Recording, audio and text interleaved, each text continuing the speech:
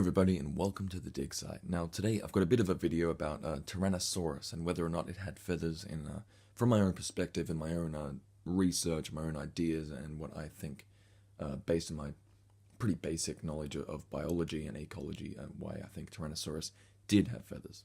If you think about it like dinosaurs as more bird-like than lizard-like, then it makes this whole situation a lot easier to comprehend, because the Tetanurae, which includes the avian and non-avian dinosaurs, or the theropods, they are all in the one group. The Tetanurae is not birds as a thing. The Tetanurae is theropods, and theropods are basically just dinosaurs and birds alike. So when you classify an animal as a dinosaur, which, obviously we call birds dinosaurs, we don't call lizards dinosaurs, we don't call crocodiles dinosaurs, we call birds dinosaurs. And you look at the examples of them in the modern day when you see they have feathers and they've got scaly legs and they've got, scaly heads that are exposed and the rest of the body isn't, then you kind of have to make the conclusion that, yeah, probably theropod dinosaurs, predatory theropod dinosaurs, did have feathers on their bodies. And I'm not trying to crush anyone's dreams of a scaly, lizard-like Tyrannosaurus, but this is just the reality of it. And I'm sorry if you don't like this idea, and you can continue believing your perspective or your opinions that, T-Rex was Godzilla-like and it had, the Jurassic Park scales. But it simply didn't. And yeah, there was scale impressions found in of a Tyrannosaurus thigh, its tail, and its lower neck, I think, and it showed that the scales were smooth, but that doesn't mean it didn't have feathers on other parts of its body. And quite frankly, I'm 99% sure that it did.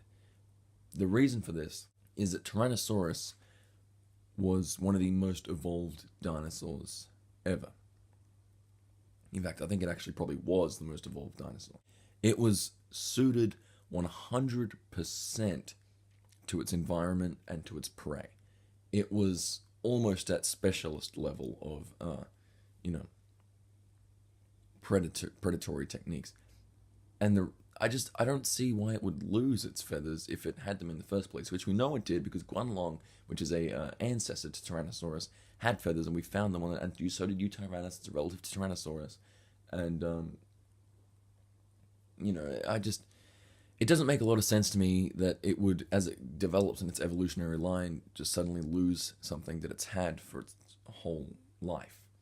And yeah, it could change. When you look at Guanlong, it had the 3 clawed arms, as did Yutyrannus, and it moves along the evolutionary line, and then we get to the more modern, but the more modern Tyrannosaurids, which had the 2 clawed, smaller arms. So yeah, they can change their evolutionary traits, but they can't get rid of them. I don't see why they would need to get rid of the feathers, why Tyrannosaurus would have no feathers. They were probably very useful to it as well, for communicating, for display. We know that Tyrannosaurus wasn't a very vocal animal. It could make sounds, but they were very specific they weren't very specific. They were sort of a very wide range of noises and grunts and grumbles and vibrative sounds that would sort of shake the world around them, and it was very, very. I think I'm really rambling right now because all this is coming into my brain. I'm trying to I'm trying to explain it all. I can't even talk. I'm going a million miles an hour. But my point is, it did have feathers. And yeah, there's no physical evidence that it did have them, but, I mean, for an animal to fossilize in the first place is an extremely, extremely rare thing to happen, let alone for all of its physical features to come with it, Feathers are delicate. They're rarer than skin impressions, so for us to find feather impressions in rock is incredibly rare. And let alone for those impressions to even survive the fossilization process and geological changes in the rock layers. It's a whole kerfuffle of just craziness and chaos. one day we're going to find evidence that it did have feathers. I guarantee you we will.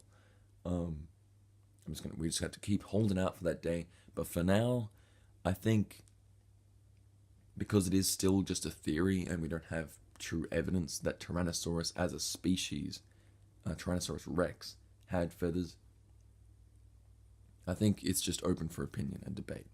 You can say this and I'll say this, and you can say that and I'll say that. But if you ask me, it had feathers on the back of its neck, leading down the top of its back to its tail.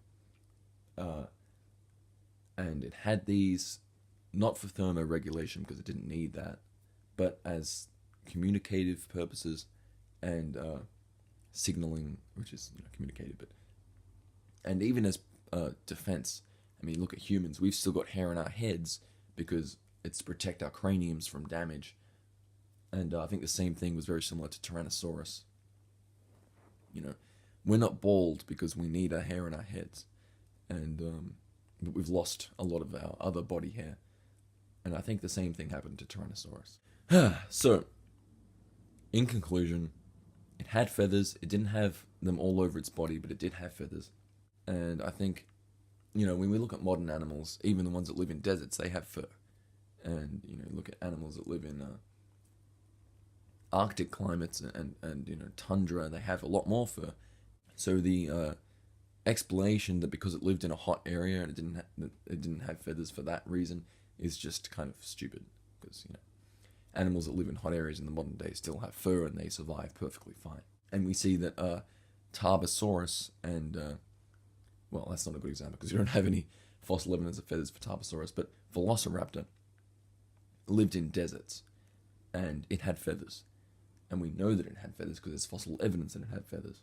I think that, in my opinion, T-Rex did have feathers and it was still terrifying. I'm not trying to make it look like a big chicken. I'm just saying that it was probably scarier with feathers than without them, to be honest. By the way, if you guys are wondering, I'm really sick at the moment. Not really sick, but I've got a bit of a cold. And I don't normally get sick, so I'm really confused with all this that's going on. And my voice is getting really, really croaky and dry because I've been talking so much. So yeah, I'm just going to leave it here. Happy discussions in the comments, no arguments, because I know that this sort of thing causes a lot of problems of people. If you enjoyed the video, if you learnt something, just leave a like and subscribe. It really does mean a lot. It shows me that people are enjoying my content and it actually means something. So yeah, I'll see you next time. Also, Jurassic World Evolution in like 3 days. I am very, very excited. See ya.